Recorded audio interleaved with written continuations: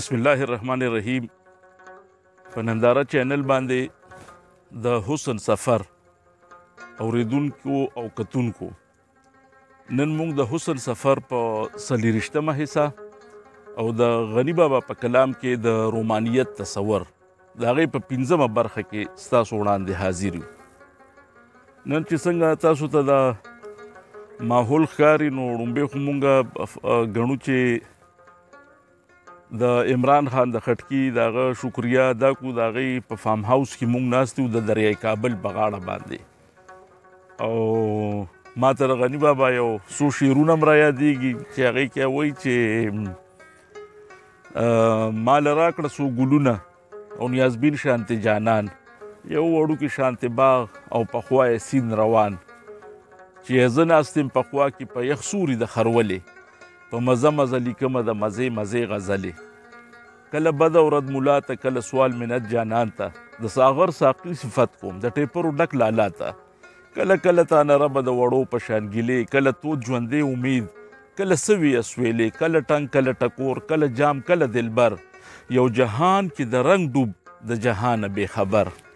بادشاهي هغو له ورکه چې لرلی یې شي زور، چې په لاس لکه قصاب وي په خصلت لکه منګور. نو غني بابا همدا څیزونه خوښ کړي دي، د جندي غاړه یې یاده کړې ده، د سیند غاړه یې یادې کړي دي، لښتي یاد کړي دي. نو موږ هم نن په هغه روایت باندې دلته بهر راووتو. عزیز جان ته مې چې دا د عزیز جان اډیا ووي چې بهر یو پروګرام کوو، نو دلته راغلي د دریای کابل په غاړه باندې په ادیزو کې د عمران خان دي د هغوی په فارم هاوس کې. ډېر ښکلی مزیدار ښکلی سني ډېره ښکلی ماحول دی، ډېر زیات شاته سیند بهیږي او یو کوزي او ښکلی اټماسفیر دی. مونږ د غني بابا په رومانیت باندې چې کومه خبره شروع کړې وه نو په هغې کې دا کوم د اسکیپیزم والا یا د رومانیت دپاره چې یو جز مونږ یاد کړو چې هغې کې اسکیپیزم وي، یعنی فرار وي پکې. دا فرار په رومانټیسیزم کې ولې دی؟ ځکه چې د دې نه وړاندې که هغه نیو کلاسیک سو او که کلاسیک سو، تاسو سره مونږ دا خبرې په هغه تیر شوي 4 اپیسوډ کې په هغه انټروډکشن کې شیر کړې هم وي چې د فرار ځکه چې د حقیقي ژوند دا د دردونو د تکلیفونو د خوشحالو نه د دې ټولو څیزونو نه عبارت دی. خو بیا داسې وشي چې کله د یو شاعر باندې د دنیا یا په یو رومانټیک باندې که هغه په ناول ډرامه کې هم وي چې په هغه باندې د دنیا د حقایق د دنیا د زحمتونه تکلیفونه دا په ډېر سیوا شي، نو دی بیا د یو خیال یوې دنیا ته لاړ شي، یو فرار وکړي. نو د غني بابا په حواله باندې که مونږ وګورو نو خو بنیادي طور هی واز ا مین آف ایمیجینیشنز، صرف ایمیجینیشنز، ځکه چې د هغه د تصور چې کوم اړخونه او کوم هغې کې برجستګي وه، برجستګي سپونټینیټي چې څه ته وایي په انګریزۍ کې په رومانټیک اصطلاح کې، هغه سپونټینیټي هغه برجستګي څه ته وایي چې یو څیز راغی او بس تا باندې د هغه څیز د هغه یو خبرې د یو خیال نزولو شو او د هغې اظهار ته وکړي. نو هغه سپونټینیټي هله راځي چې د بنده یو خیال د خیال یو دنیا وي. نو په اسکیپسټ پویټري کې یا په د فرار والا چې کوم پویټري ده نو په هغې کې د رومانټکس دوی په یو خیالي دنیا کې یو ځان له یو ځای لکه حمزه بابا راځه چې یوه جوړه کو جونګړه په ځنګل کې، تاسو وګورئ دا د مادي دنیا نه یو د فرار والا خبرې. یا داسې هغه کسان چې کوم په ادبي خلک یادو چې هغه ایون په پالیټکس کې انوالو دي، نو موږ که په دغه حساب سره په دغه پیمانه باندې وګورو نو د کمیونزم یا د سوشلیزم دا چې کومه نظریه وه یا د پیپلز ډیموکراسي چې کومه نظریه ده نو هغې کې هم یو خیالي داسې سماج، یو داسې خیالي معاشره چې په هغې کې هیڅ قسمه درد، تکلیف، طبقات، غریب، مالداره، ښه او بد دا ټول څیزونه پکې یو شانتې تقسیمي. دا نه چې یو د محلونو خاوند دی نو بل طرف ته څوک د 2 وخته روټۍ پورې حیران دی. نو دغه حساب په هر لیول باندې رومانټکس د دوی یو دنیا پرېږدي خو د بلې دنیا یو حل د دوی سره موجود وي. او چونکې غني بابا یو دغه پولیټیکل ډاکټرین چې کوم سیاسي نظریه چې کوم د هغې د وجې نه دوی ډېر زیات د بندونو د قیدونو او د دې سره مخامخ شوي نو اکثر چې لکه مونږ وګورو لکه د جیلخانې خوب شو یا د غني بابا چې ورته وایي زما محل هغه مونږ هغه نظم تاسو سره شریک کړی هم یا دغه حساب که په جیل کې په سموقو باندې تنګ شوی دی نو په هغې باندې چې کوم کلام لیکلی دی د تیښتې والا یو د فرار والا او بیا ورسره موږ دا هم وایو چې ځان له یو خپله دنیا هم جوړه کړې وي د هغې یو ډېر کلاسیکل اګزامپل د غني بابا په کلام کې زه تاسو سره یو خبره شریکوم زه د دې کتاب نوم اخیستل نه غواړم چې دا کم یو دی خو دا د غني بابا کلیات دي په دې کې او په دې کې اکثر ځایونو کې داسې لږ مونږ که ورته د املا غلطي به ورته وایو ژوند چې یو تورتم شي د سپوږمۍ ستورو رڼا نه وي زه شمه مشال ځان ته پخپله رڼا جوړه کم کوم جهان چې راشي یو پوټې مې د نظره چپ ورکې کم او غرقې کړم او بله دنیا جوړه کم وګوره جانان په یو ساعت کې یو سارا کې خور او زه هم ورله یاره یو ساعت کې لیلا جوړه کم ټول جهان گلزار وي او زه هم د چا دلبر شمه زه هم جادوګر یم اشنا زه هم جادوګر یمه پڼ د بدو واخلم د خو پړې ته چاپېره کم څومره بدماشي په یو سپق ګیره کې ګیره کړم دا دوه سترګې پټې کړم او ټوله دنیا هیره کړم کینم د پوزینه مې یو سور مهر چاپېره کړم کینم د پوزینه مې یو سور محل چاپېره کړم ګل د صنوبر شم چې ویم ګل د صنوبر یمه زه هم جادوګر یم اشنا زه هم جادوګر یم اوس دی چې څه غواړي نو هغه چونکې هغه دنیا د غني خپله دنیا د غني بابا نو دی چې پکې د ځانه څه جوړول غواړي د ګیر چاپېره ماحول نه څه جوړول غواړي نو په هغې باندې هېڅ قسمه څه ریسټرکشن په هغې باندې څه پابندي نشته ګل د صنوبر شم چې ویم ګل د صنوبر یمه زه هم جادوګر یم اشنا زه هم جادوګر یمه بند که مې اواز کړي څوک زه ساز کې ترېنه وتښتم ساز کې بند که مې اواز کې څوک زه ساز کې ترېنه وتښتم څنګه سوي سوي د رنګونو دنیا جوړه کم سیم او لرګې واخلم د ماتم واویلا جوړه کم ډول چې په حلقو کړم څه باغچه د هوا جوړه کړم رنګ او اواز دواړه د اوو پردو دي جوړ زه د ساز او سانا رنګ د رنګه جړه جوړه کړم زه چې په جړا شم مست رباب لمبو کې اور جړوم زه چې په خندا شم په شپېلی کې خندا جوړه کم هر ماښام دا دلته زه د دې مؤلف صاحب که هغوی دا پروګرام ګوري نو د دې په واسطه باندې ورته زه دا وایم چې دلته د دې خبرې څه معنی نه جوړیږي دوی لیکلي دي چې هر ماښام کې زه یم دا هر ماښام نه دی دا نور ماښام کې زه یم چې زیرې د سهار یمه نور چې ماښام کې ډوبېږي خو دا ځان سره یو زیرې شاته پرېږدي چې سبا له به زه بیا راخېجم نو نور ماښام کې نو د دې اصلاح پکار ده نور ماښام کې زه یمه چې زیرې د سحر یمه زه هم جادوګر یم اشنا زه هم جادوګر یمه ما ته چې زندان کې به دا خپل جیندې را یاد شولو بس شر به شو جیندې به و او شنه شنه چمنونه دلته بیا د املا یوه غلطي شوې ده دوی شعر لیکلی بس شعر به شو جیندې به او شنه شنه چمنونه شعر نه شر د اوبو شر یادوي اوس تاسو وګورئ لکه زه د دوی په حساب باندې وایم بس شعر به شو جیندې به و شعر به شنه چونکې جیندې د اوبو غاړه یادوي غني بابا د جیندې غاړه یادوي نو بس شعر به شو جیندې به و او شنه شنه چمنونه او ما ته به سارا کې د بونیر په سترګو سترګو کې نو شګې به شړشمې شوې او زیړ پکې ګلونه ناګهان به لرې د پروجي لوبه شروع شوله پړق به د تمبلونو شو او سر پکې لاسونه مې منه منکر شته وای څنګه تی منکر شمه ما ته یې په شګو کې ټکولې دي ګلونه دومره خزانه چې د قارون خوب کې هم نشته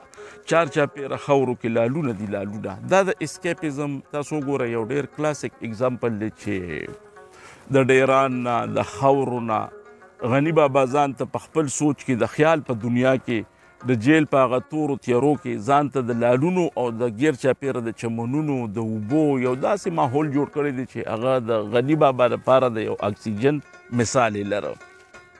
زه چې په ماښام کې د جانان د دیدن اوږې شم،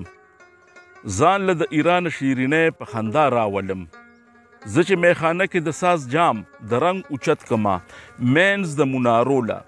روشنایي په ګډا راولم. تاسو دا وګورئ چې نه صرف دا چې په دغه جهان چې کومه د غني بابا د یو ځان له د دنیا د کومه تراخه حقیقتونه دي غیر چاپیره چې څومره هغه څنګه جون کیټس غالبا وایي چې ویر بټ ټو تھنک از ټو بی فل اف سارو، چې کوم ځای کې لکه د هر طرف ته ګورې نو لکه د افسوس او د غم یو ماحول دی. نو غني بابا چې بیا هغه کومې دنیا ته ځي نو دا نه، هغه یو پرفیکټ دنیا وي، هغه په هر یو حساب سره هغه کې پرفیکشن وي، هیڅ داسې څیز نه وي چې هغه کې وانټینګ وي، لکه اوبه به په دغه دنیا کې ګلونه به وي، خو چې ګلونه وي پکې او بهار وي پکې نو د دغه جهان دپاره به بیا خزان نه وي. د بابا دا کلام دا یوه خاصه هم ده. کومه لکه اوبه دي د هغې وچېدل نشته، کوم ځای کې چې سپوږمۍ ده نو د هغې ډوبېدل نشته. دغسې چې کومه بهار دی د غني بابا په د رومانټیک پویټرۍ کې د فرار والا، نو بعضې نیم ځایونو کې بعضې نیم کلامونه هغه به تاسو سره اوس مونږ شریک کړو چې په هغې کې بیا دی واپس راغلی دی. لکه مونږ ویلو چې هغه یو په دا یو ټمپورل یو عارضي غوندې فرار وي او بیا واپس داسې څیز راشي لکه هغه یو تیر شوي اپیسوډ کې مونږ ویلي چې بانک د سهارو شو، زه راویښ شوم کرو کور شوم او خوب یوړه خوبونه او راژوندی شوه زمانه. نو دغسې دې بعضې نیموځایونو کې داسې وشي چې غني بابا د دغه خپل ځای نه واپس خپل ځای ته چې کوم د دې دنیا کې د دغه کوم ځای دی نو هغه ځای ته راشي او د هغه خیال د هغه دنیا نه دی راوشو کېږي. خو دا د دوی دپاره د رومانټکس دپاره او بیا د غني بابا غوندې د څه ته چې هغه مونږ ووایو چې د نري سکین والا ځان ته په خپل هم غني بابا دغه ویلي دي چې د شاعر دا مطلب یې دا دی چې د شاعر دا سرمن ډېره زیاته نری وي، دا هر یو څیز ته ډېره زیاته ایکسپوزډي ولنریبلي داسې چې سسپټیبلي چې دې باندې معمولي څه څیز ورسره ټچ شي نو یو کس اوړه کړي نو شاعر به په هغه خبره باندې ټوپ وایي، د ده سینسیټیویټي لیول دغه. نو غني بابا چې ځان له کومه دنیا د فرار جوړوي په خپل رومانوي انداز کې نو د هغې یو خپل ښکلی رنګ دی. یو بل کلام یې زه تاسو سره شریکوم چې هغه زمونږ منتخبو کلامونو کې هم دی او منتخب خو زمونږ ټول دي. د خاپیرو شهزادګۍ د سرو زرو محل کې ښکلې تختو د لالونو، اوچت د غره په سر، اوچت په غر په سر باندې او یو داسې سور محل و چې هغې کې څه و چاپېره ترې خندا وه، مستي وه، مشغولا وه، ګلونه وو، سورونه وو، رنګونه وو، رڼا وه او ناسته دې محل کې شهزادګۍ د ښاپېرو وه چې جوړه له خوبونو ښایسته نری نری وه. ما وې د جنت بیبي زه ستا د در ملنګ یم، ډېر تنګ د دې جهانه د غمونو نه یې تنګ یم. ما وې د جنت بیبي زه ستا د در ملنګ یم، ډېر تنګ د دې جهانه د غمونو نه یې تنګ یم. لږ پټ مې که د غم د تورو سترګو نه محل کې، زر روکه دا ذره به شي د ستورو په غوبل کې. تاسو اوس وګورئ چې دی په کوم ځای کې ورتلل غواړي او په کوم ځای کې ورکېدل غواړي او تنګ د دې جهان د غمونو نه دی، یو اسکیپ یې کړی دی او سترګې یې راپورته کړې پستې د رڼا سپینې، نازکې نازنینې په رنګونو کې رنګینې، روغم پکې راوخوت لکه لړه د ماښام، چا ډک د شرابو د سپوږمۍ د رڼا جام. وی واخله دا محل، وی واخله دا محل، دا تخت، دا ټول ساز و سامانه، د غمه پټېده نشته، څوک پټ بشي له ځانه، د غمه پټېده نشته، څوک پټ بشي له ځانه. تاسو وګورئ په دې ځای کې اوس چې یو طرف ته د اسکیپیزم د فرار یوه خبره کوي، خو بل طرف ته لکه مونږ ووایو چې دی واپس د دې ځای نه دا ګریویټي چې کومه ده دلته دا ثقل کا کشش ثقل چې دی دا انسان هغه الوت ته نه پرېږدي، دی واپس راغواړي. کله چې کشش ثقل په مونږ باندې زیرو شي بالکل چې کله مونږ مړه شو طبي طور بس لاړ شو خپل ځای باندې پریوزو په هغه وخت کې بیا یو پرواز کیږي او هغه پرواز زمونږ د هغه ځان دی چې هغه د کشش ثقل د ګریویټي اف د ارث د دینه بیونډ یو داسې څیز دی چې هغه د ځمکې یا د ځمکې سره متعلق یا د دې کائنات دا څومره چې دا زمونږ د فزیکل ورلډ دی دا ګرد چاپیره دا عکس دی د دې عکس نه هغه وځي نو بیا هغه څوک رایسارولی نه شي نو دوه طریقې دي د دې ځای نه د تلو یو دا ده چې عارضي تلل دي څنګه چې زمونږ یو خوب کې تلل وي په خوب کې بنده چېرته لاړ شي دویمه دا ده چې هغه صورت کې چې کله مونږ مړه شو نو بیا مونږ یو تلل کوو او هغه بیا د همیشه دپاره تلل هغې کې واپسي نشته نو دا رومانوي کلام کې چې دا کوم د شاعر دا لږ ساعت عارضي غوندې فرار وي د لږ وخت دپاره ځي نو د هغې نه د واپس راتلل وي خامخا ځکه چې دا نیچر دی دا فطرت دی او پاخه تلل هغه دي چې په هغې کې واپس راتلل نشته نو ځکه ورته وایي چې د غمه پټېده نشته څوک پټ بشي د ځانه زه خپوله د جانان دي دا نغمه د جهان یوسه زه ساس کې دریاب له یو قطره د ارمان یوسه دلته اوس دی دا وایي چې لکه هلته تللی دی چې مونږ که وګورو په دې په ریلیجیس لټریچر کې په دیني لټریچر کې زمونږ مذهبي لټریچر کې هم دغه حساب یو امیجري شته چې د مثال په طور باندې زه تاسو سره که شریکه کوم نو د ډي ایچ لورنس یو وړه غوندې شارټ سټوري دی چې په هغې کې The man who was resurrected غالبا چې چا کتلی نه چې په هغې کې د عیسی علیه السلام د کرایسټ یو تصور ورکړی دی چې دی تللی دی بره او دی واپس راځي دلته نو دی ځان سره په زړه کې یو ارمان دلته راوړي هغه ارمان یې څه هغه خو هغه شارټ سټوري ده نو هغه ډېره زیاته فلسافیکل او ډېره ډیپ ده ډېره ښکلې ده ډېره بهترین پیراهن ډي ایچ لورنس کړی دی او هغه هم دغه یو رومانوي اسپیکټ سره دا څیز هغه لیکلی دی چې په هغې کې کرایسټ د هغه جهان نه واپس راغلی دی او ځان سره یو ارمان راوړی وي دلته هغه ارمان دغه ارمان ورته وایي چې د خاپیرو شهزادګۍ ورته وایي زه ساس کې دریاب له یو قطره د ارمان یوسه ته غم یې ته خندا یې ته بهار یې ته خزان ورته وایي چې دا په کومه دنیا کې ته اوسېږي د خاپیرو شهزادګۍ ورته وایي چې دغه کې دا دواړه رنګونه دي ته غم یې ته خندا یې که غم یې ته تا سره خندا هم شته که ته خزان یې نو تا سره بهار هم شته خو ما لیدلې خوب کې د حسن یو جهان چې ډوب به په مستۍ کاندي ستا غم او ستا ارمان ماوې سر مې لوګې شه له تا سترګې مې قربان نو تاسو وګورئ چې لکه هغه ورته څه وایي د خاپیرو شهزادګۍ ورته وایي چې ما یو ځای داسې لیدلی دی چې هلته ستا چې دا ته څه وایې نو ستا د دې ارمان ستا د دې مینې ستا د دې غمونو نه د تښتېدو دا ټول څیزونه به پکې پوره کیږي نو غني بابا ورته وایي چې هغه ځای راته وښیه نو بیا به څه چلو شي ماوې سر مې لوګې شه له تا سترګې مې قربان راځه چې د دې تور جهان له دواړه شو روان ای شړنګه د ګونګړو ای شړنګه د ګونګړو د رباب تال او شړنګ کې ډوب شه ای شړنګه د ګونګړو دا اوس بالکل هغه میسټک انداز دی چې که ته په خط پیمانه باندې په پرمننټ بنیاد باندې ته تلل غواړې نو ځان نه څه شی جوړ کړه او ورته وایي چې ای شړنګه د ګونګړو د رباب تال او شړنګ کې ډوب شه د رباب تال او شړنګ کې چې ته ډوب شوې نو بیا به څه وشي ای شړنګه د ګونګړو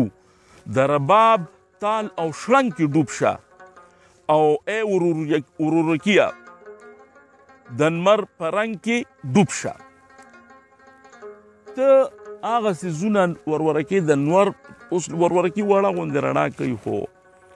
ورورکې خو به زما خیال دی چې مونږ ورته د 400 د عامه ژبه کې چې کوم وایي چې وړوکې جګنو ورته په اردو کې چې وایي فایر فلای ورته وي انګلیش کې چې دغه هغه چې ورورکې چې په نور کې ډوب شي هغه کې خو دا مرپوټس کې داسې رڼایي چې هغه صرف د شپې ښکاري خو که د نور په رڼا کې دی ډوب شو نو بیا به څه وشي د انور رڼا هم د ده رڼا شوه دی چې په هغې کې ډوب شي نو د ده هغه د رڼا هغه ارمان به ټول ورجېږي ختم به شي وی رنګ د رڼا نیولی یم ما درتلو ته نه پرېږدي او ما خپلې وزرې الوتو ته نه پرېږدي. وی رنګ د رڼا نیولی یم ما درتلو ته نه پرېږدي او ما خپلې وزرې الوتو ته نه پرېږدي. ما خپلې وزرې الوتو ته نه پرېږدي. د وزرو مطلب الوتل دي او زما دا وزرې زما قید دی. نو تاسو وګورئ د هر یو تخلیق دپاره د فرار یوه خبره ده. لکه هغه مشهور کلام دی د غني بابا په هر یو څیز کې ارمان دی چې ستورو ته اسمان کې یوه ورځ ووې هلال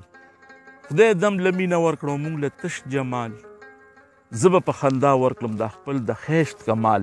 ما لکه یو ساس کې مینه راکړي څوک په سوال. دا دومره د حسن مظهر ستوري سپوږمۍ هغې کې هم ارمان دی. نو دا ارمان د مخلوق چې څومره څیزونه دي د تخلیق څومره څیزونه دي که ګل دی که بهار دی که سپوږمۍ ده که نور دی د یو راختل دي د بل ډوبېدل دي که خزان دی نو ورپسې بهار دی که بهار دی ورپسې د خزان سپیره بادونه دي هر څیز ورک کي غیبې کي. نو مونږ که وګورو هر څیز کې د انکمپلیشن سیوا هر څیز کې یو نیمګړتیا ده ځکه چې زموږ دا یقین او ایمان دی چې پوروالی پرفیکشن او تکمیل هغه صرف د الله د ذات دی. نور چې دا دنیا کې څومره څیز تخلیق دی څومره مخلوق دي څومره تخلیقات دي په دې ټولو کې یو نیمګړتیا ده او دغه نیمګړتیا د دې حسن هم دی. لکه مثال په طور باندې چې اوس لکه ځواني ټول عمر شي نو د ځوانۍ رنګ به هغه پاتې نه شي. سپوږمۍ که هره شپه وي نو د سپوږمۍ خوند به هغه پاتې نه شي. دا هر د کائنات دا ټول امپرفیکشن دا د دې بیوټي ده. که خزان نه وي مالی به چرته وي که غم نه وي خوشحالي به چرته وي. دا څیزونه یادوي چې هر یو څیز کې چې دا کومه نیمګړتیا ده نو دا د الله تعالی په منشا باندې او دا د هغه په رضا باندې ده. نو که یو رومانوي شاعر لکه په مختلفو ذریعو باندې په خوب کې یا په عارضي بنیاد باندې یو فرارو کې خو هغه له واپس راتلل دلته خامخا دي. دغسې یو بل کلام هم دی چې زه تاسو سره شریک کما دا ډېر زیات د رومانوي کلام سره چې کوم هغه انتهایی هغه تړلی شوي او ګنډلی شوي مضمونونه دي. نو وایي د نظم عنوان دی سیل.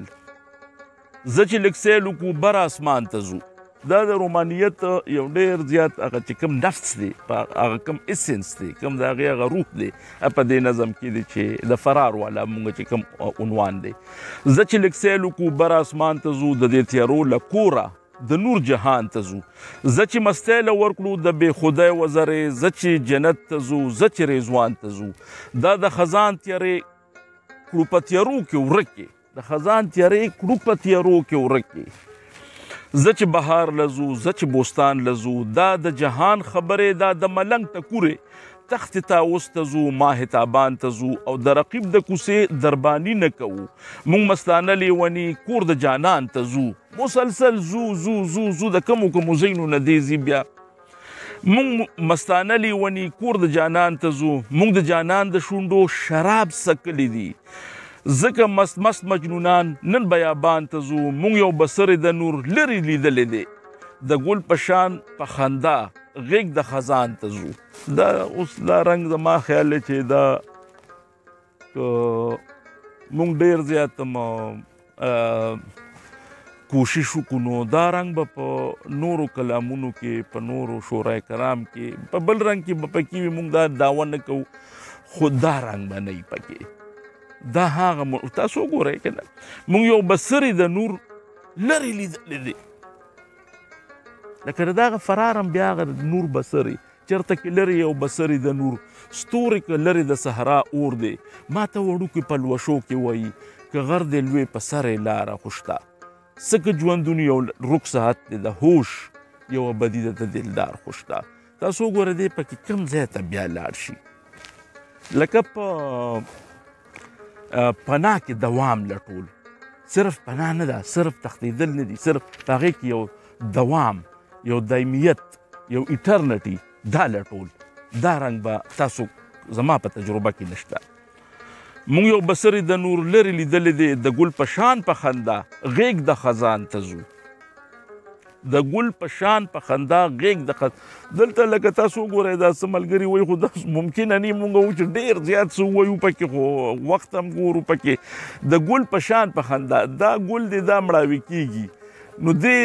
اوس خوشحاله دی. ولې؟ غیږ د بهار ته ځو. دغسې زموږ دا وجود دلته چې دا ختم شي، دا په دې خاورو کې یو شان شي، خو موږ به د بهار غیږ له ځو. نو د بهار غیږه کومه یو ده؟ هغه د الله غیږه ده، هغه د الله خوا ده، هغه د الله قرب دی. نو وایي چې د ګل په شان په خندا غیږ د خزان ته ځو. راځه چې هېرې کړو د دنیاګۍ قیسې، زه چې لږ سیل وکړو بر اسمان ته ځو. تاسو وګورئ په دې ټولو عنوان کې وګورئ ملګرو چې په کوم رنګ کې د غني بابا د رومانیت کې چې موږ څه ته هغه فرار یا اسکیپیزم ویلو چې دا پکې یو انټیګرل یو لازمي جز دی. هغه جز د غني بابا رنګ بیا په هغې باندې څه دی؟ هغه داسې رنګ دی چې هغه ډېر زیات د خپل انداز یو منفرد. بله موږ ده وویلې چې لکه په رومانوي شاعرۍ کې چې فرار نو هغه د یو وخت دپاره وي، خو د غني بابا په هغه فرار کې هم، په هغه پناه کېدو کې هم یا پناه اغستو کې هم هغه د دوام یو رنګ لري. بعضې نیموزینو کې بیا په خپله ووایي چې زه واپس لکه د خاپیرو شهزادګۍ شوله یا د زما محل په دغه کلامونو کې دی واپس راشي، او دا کومو کې چې هغه جمالیاتي او رومانوي دواړه اندازونه دي، خو دا څه کې صوفیانه رنګ وي. صوفیانه رنګ مو خو ورته وي چې د غني بابا خو خیر ډېر زیات کم کلامونه به یې سوا د هغه چې کوم غزلونه دي او په هغې کې یو خالص مجازي معشوق یا محبوبه یا ایز ا هیومن بینګ چې د هغې د دغه کوم انسټینکټس دي د هغې باندې خبره کوي. خو چې کله دی د یو د صوفي رنګ په ده باندې چې کوم ډېر زیات صوفي رنګ په دې سینس کې لکه اوس د غني بابا نه مونږ څه داسې دا به راځي، دا عنوانونه به راځي چې بیا غني بابا صوفي دی او که نه دی، که دی نو د کوم رنګ صوفي دی او که نه دی نو بیا دی څه دی. دا به انشاءالله په دې باندې به نورې خبرې دا که ژوندي وو تاسو مونږ هم والله خیر او ژوند دې مونږ ټولو له راکړي. او عزیز جان و ځکه چې د ده نه بغیر خو دا کار به راته ګران څه چې بیا به بس پرېوځي. نو چې یو انشاءالله مونږه نو په دې عنوانونو به خبره کوو چې لکه د فرار، د پناه، د تښتېدو، خو په هغې کې یو دواب لټول. د اوسه پورې زما خیال دی چې د کوم د رومانیت په حواله د هغې د یو جز په حواله باندې نن چې مونږ د فرار متعلق کې وکړو نو دا نه خبرې کافي دي. انشاءالله بیا به حاضرېږو او یو په تلو تلو کې مې درته یو عرض مې درته دا کوو چې د عزیز جان د انکریجمنټ دپاره چې دی کوم وخت وباسي نو ټیک ده زمونږ خو هغه داسې هغه غني بابا نه وایي رباب ویل چې ښه رباب یم خو فنکار مې نشته، او فنکار ویل چې ښه فنکار یم خو رباب مې نشته. نو زه دا وایم چې لکه زمونږ خو چې هغه څه لږ ډېر زده و هغه به م خو تاسو ته هم په څه در رسوله. د هغې یو ذریعه واسطه او وسیله چې ونو هغه عزیز جان خدای پاک. نو د عزیز جان د دې وخت او د ده د انکریجمنټ دپاره تاسو ته ما مخکې م ویلو چې د پروګرام وګورئ نو سبسکرایب یې کړئ او د دې چې دا کومه بل آیکن دی دا کلیک کړئ، تاسو دا ډیفینټلی کلیک کړئ. د دې سره به د انکریجمنټ کېږي د عزیز جان او بیا دغسې دا پروګرام به لکه موږ چې په څه ناڅه حواله ده د دوی دپاره هم چې څنګه زموږ دپاره مفید دی، زموږ د مینهوالو دپاره، زموږ د لورس چې څه دي، د غني بابا لورس چې کوم دي چې د هغوی دپاره مفید دی. نو موږ چې د عزیز جان د حوصله افزایۍ دپاره تاسو ضرور دا بل آیکن په دې باندې کلیک کوئ، سبسکرایب یې کړئ او بل آیکن ضرور پریس کوئ چې د ده چې کومه وخت دا مصروف دی د خپلو روزګار د وړو زګو د کارونو نه د هر څه نه او چې زه ورته کوم ځای وښیم نو هلته خو به راځي زما پې دغه هسې یقین دی خو هغه زمونږ د خیال مطابق چې دی کوم هغه اټماسفیر جوړوي نو د انکریجمنټ ډېر زیات ضروري دی او دی په تاسو ټولو باندې یو فرض هم دی او قرض هم نو دا قرض یې نقده دا کې او د دې دپاره دا سبسکرپشن او دا بیل آیکن والا دا خبره دا ولا خامخا کوي څنګه چې زمونږ د پروګرام یو خاصه د یو روایت دی چې مونږ د پروګرام په آخره کې د غنی بابا د منتخب کلامونو کې چې کوم د ټولو نه واړه واړه کلامونه دي نو یا دغه کلام یوه برخه یا هغه کلام مونږ تاسو سره شریکو دا یو ډېر ښکلې وړوکې شانتې کلام دی لکه څنګه چې دوه کلامه دي یو دا ډېر واړه واړه دي خو زما خپله د خوښې دي نه په فلسفه ته کړه څه جوړه لیوني نه په فلسفه ته کړه څه جوړه لیوني نه په لیونتوب ته کړه څه جوړه فلسفي دا کږه وږه دنیا کږه وږه روانه ده دا کږه وږه دنیا کږه وږه روانه ده بویه دومره پویه بویه بخت د خوار غني او دا د ساز تلل دا د ستورو شمار د ساز تلل د وخت لیدل دي دا د ستورو شمار د ساز تلل د وخت لیدل او خخو نتولال دي چې ډېرو شو ګني تاسو وګورئ په دې کې هم څومره یو ښکلی رنګ دی یا دغسې یو بل وړوکی شان د رندی هوا نن رالوځي ماښام کې واخله ډوب که ټول غمونه په یو جام کې د رندی هوا نن الوځي ماښام کې واخله ډوب که ټول غمونه په یو جام کې څه که شوې چشتي ملنګ څه که امیر شوې کور کې فرق نه په آقا او په غلام کې او تور ښکاري مرګي توله دي لاس نیولې تور ښکاري مرګي توله دي لاس نیولې